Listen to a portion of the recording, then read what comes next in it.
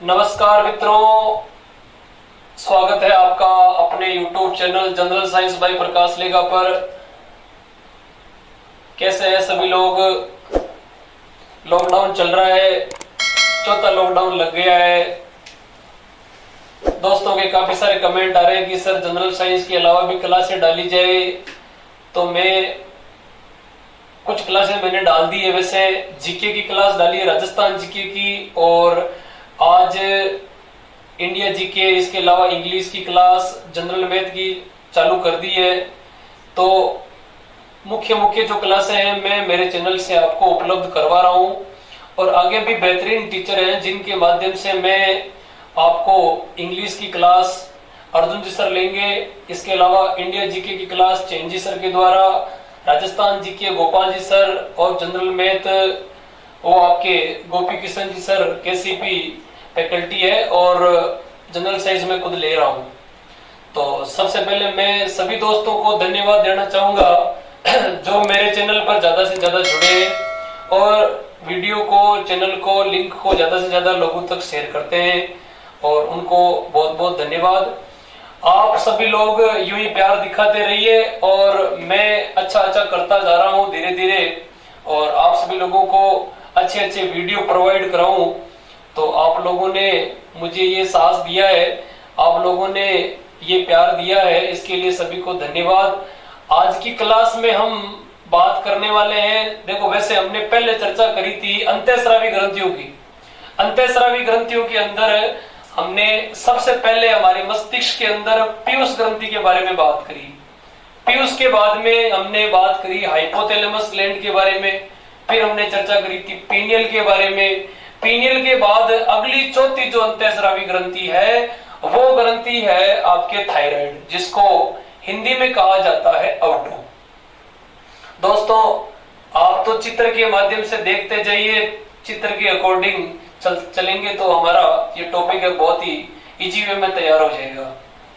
तो सबसे पहले तो मैं ये कहना चाहूंगा कि जो भी विद्यार्थी, जो भी स्टूडेंट्स, जो मित्र हमारे चैनल पर नया है, तो सबसे पहले चैनल को सब्सक्राइब कर ले, और वीडियो अच्छा लगे तो उसे शेयर करना न भूलें, और लाइक भी करेंगे, और कमेंट भी करना कि आपको कौन सा टॉपिक पढ़ना है।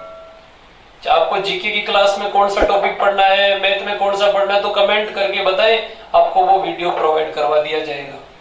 तो आज देखो इस क्लास के अंदर हम चर्चा करने वाले हैं थायराइड ग्रंथि के बारे में। आखिर थायराइड ग्रंथि होती कहाँ है? देखो सबसे पहले तो हमने पिछली क्लास के अंदर चित्र बना के बताया था कि ये मानव शरीर का एक छोटा सा चित्र है, जिसके अंदर देखो ये नासा है, ये मुख है, ये सुंदर सा एक चित्र बन गया, बहुत ही अच्छा सुंदर चित्र है। देखो सबसे पहले हमने ब्रेन के अंदर बात करी थी तीन ग्रंथियों की, ये पीयूष ग्रंथि थी, ये हाइपोथैलेमस थी, और ये यहाँ पीनियल ग्रंथि थी। तीन ग्रंथियों की देखो सबसे पहली कौन सी है? पीयूष। उसके बाद में इसके ऊपर कौन सी होती है? हाइपोथैलेमस। और तीसरी कौन सी है? पीनियल। चित्र से आप किसी को नहीं भूलोगे, क्रम से याद रह जाएगा। ये देखो मुख का रास्ता है, और ये नासा मार्ग है, और ये आएगा आगे। तो याद रखना है हमारी श्वास नली में, अर्थात ये गले का जो रास्ता है, ट्रेकिया कहते हैं, लेरिंक्स जो पार्ट होता है, हमारा जो स्वर यंत्र है लेरिंक्स होता है, और उसके दोनों ओर यहाँ अंग्रेजी के या अंग्रेजी वर्णमाला के एच अक्षर के समान एक ग्रंथि होती है, और उस ग्रंथि का नाम दोस्तों क्या है? थायराइड। याद रखेंगे। देखो ये जो चित्र है वो किसका चित्र है? थायराइड ग्रंथि का। अंग्रेजी के एच अक्षर के समान, देखो इसकी जो आकृति होती है अंग्रेजी वर्णमाला के एच अक्षर के समान। गले में जो हमारा स्वर यंत्र है लेरिंक्स है, उसके पार्श्व पार्ट में ये पाई जाती है। संख्या कितनी होती है? संख्या इसकी एक जोड़ी होती है दोस्तों, याद रखेंगे। संख्या कितनी होती है? संख्या एक जोड़ी होती है। संख्या कितनी होती है? एक जोड़ी। एक जोड़ी का मतलब क्या होता है दोस्तों? 2। याद रखना संख्या में ये कितनी है? एक जोड़ी। देखो ये एच अक्षर अंग्रेजी का ऐसा ही होता है, ये गले का पार्ट। तो अंग्रेजी वर्णमाला का जो एच अक्षर है उसके समान ये ग्रंथि होती है गले के अंदर। याद रखना इस ग्रंथि का नाम क्या है? थाइरॉइड। ये इंग्लिश का वर्ड है थाइरॉइड, और इसे हिंदी में कहते हैं आउटो। किसके नाम से जाना जाता है? आउटो। तो सबसे पहले देखते हैं थायराइड ग्रंथि क्या है। Thyroid, thyroid. सबसे पहला क्वेश्चन यहां से बनेगा कि मानव शरीर की सबसे बड़ी अंतःस्रावी ग्रंथि कौन सी है? मानव शरीर की सबसे बड़ी अंतःस्रावी ग्रंथि का नाम क्या है? थायराइड है। इसके अलावा फिर सेकंड क्वेश्चन पूछेगा थायराइड ग्रंथि से कौन सा हार्मोन निकलता है? ऑप्शन आएगा कि थायरोक्सिन, पैराथायरोक्सिन। याद रखना है। तो सबसे पहले इसका जो आंसर होगा, थायराइड ग्रंथि से निकलने वाला जो हार्मोन है उसका नाम है थाइरोक्सिन। थाइरोक्सिन। थायराइड ग्रंथि से सिक्रेशन होने वाला जो हार्मोन है उस हार्मोन का नाम है थाइरोक्सिन। याद रखना है थाइरोक्सिन हार्मोन। इस हार्मोन के उपनाम है, इस हार्मोन को कहा जाता है दोस्तों आयोडीन युक्त। किससे युक्त? आयोडीन युक्त हार्मोन। कुछ लोग इसको आयोडीन युक्त नहीं कहते हैं, वो कहते हैं लवण युक्त हार्मोन। याद रखना क्या कहते हैं? लवण युक्त हार्मोन। फिर देखो नोट लगा के लिख रहा हूं, इंपॉर्टेंट बात है। मानव शरीर की सबसे बड़ी अंतःस्रावी ग्रंथि है। सबसे बड़ी अंतःस्रावी ग्रंथि कौन सी है? थायराइड ग्रंथि। सवाल आएगा संख्या लिखना कितनी होगी, तो संख्या कितनी होगी? 2। और जोड़ी कितनी होगी? 1 जोड़ी। और सवाल आएगा आकृति कैसी होती है? आकृति कुछ लोग कहते हैं तितली नुमा होती है। याद रखना है ये अंग्रेजी वर्णमाला का कौन सा अक्षर? एच अक्षर के समान गले के अंदर होती है। ध्यान रखना है ये हमारा जो लेरिंग्स होता है, लेरिंग्स अर्थात स्वर यंत्र। लेरिंग्स का मतलब क्या है? स्वर यंत्र। कई बार सीधा सवाल आता है मानव स्वर यंत्र का नाम क्या है? मानव का जो स्वर यंत्र होता है दोस्तों, उस स्वर यंत्र को कहते हैं लेरिंग्स। जबकि पक्षियों का जो स्वर यंत्र होता है उसे क्या कहते हैं? उसे क्या कहते हैं? साइरिंग्स के नाम से जानते हैं। क्या कहते हैं? साइरिंग्स के नाम से जाना जाता है। मानव का स्वर यंत्र लेरिंग्स होता है, इंपॉर्टेंट रहेगा। इसके अलावा स्वर यंत्र कंठमणि एडम सेपल होती है, वहां से पुरुषों में आवाज भारी होती है और महिलाओं में आवाज पतली और तीखी होती है। उसका कारण क्या होता है? थायराइड ग्रंथि में पाई जाने वाली एडम सेपल है। देखो यहाँ थाइरोक्सिन जो हार्मोन है, यदि इस हार्मोन की क्या हो जाती है? कमी हो जाती है। थाइरोक्सिन हार्मोन की यदि शरीर में कमी हो जाती है तो देखो सबसे पहली प्रॉब्लम क्या होती है? छोटे जो बच्चे होते हैं उनमें होती है जड़ मानवता। जड़ मानवता का नाम आपने सुना होगा। सवाल आ जाए थायराइड ग्रंथि से निकलने वाला जो हार्मोन है थाइरोक्सिन, उसकी कमी हो जाए तो कौन सी बीमारी होती है? पहली बीमारी है जिसका नाम है जड़ मानवता।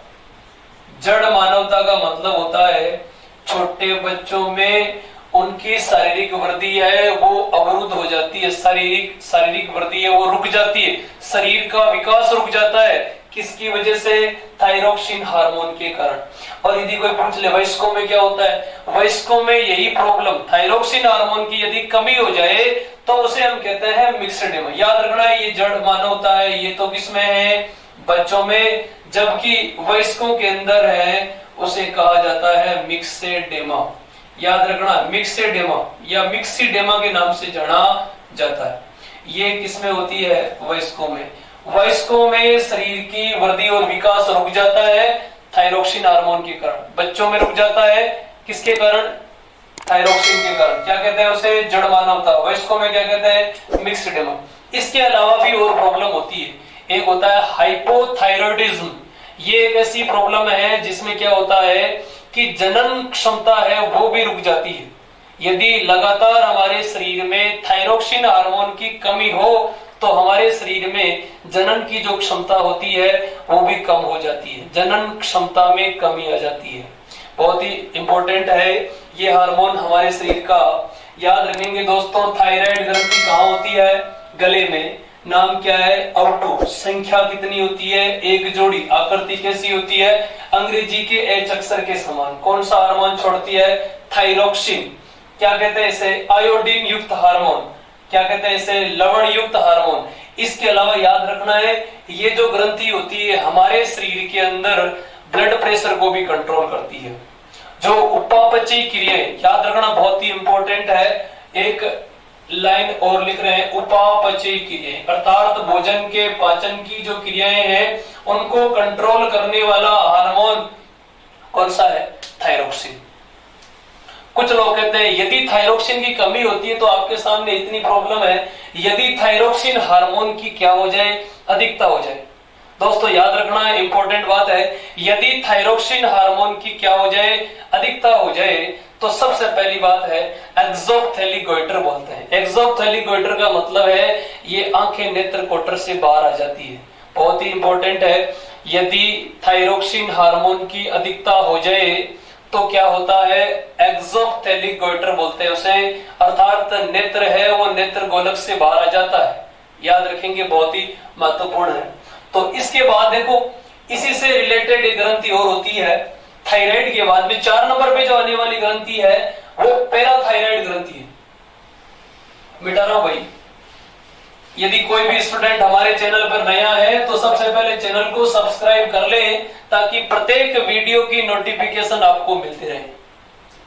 जुड़े रहिए, बने रहिए, आपको करवाते रहेंगे।